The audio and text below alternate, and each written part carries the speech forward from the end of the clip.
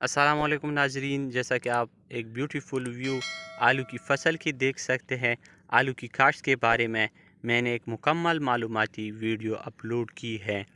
अब मैं आपको आलू की फ़सल दिखाता चलूँ। ये आलू की फ़सल अभी तैयार हो रही है, जैसा कि आप स्क्रीन पर देख सकते हैं।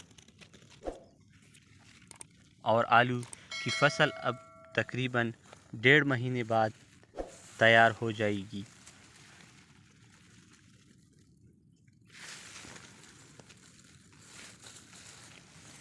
तो ये एक ब्यूटीफुल व्यू आलू की फ़सल की है, मैं आपको दिखाता चलूँ। ये है आलू की फ़सल।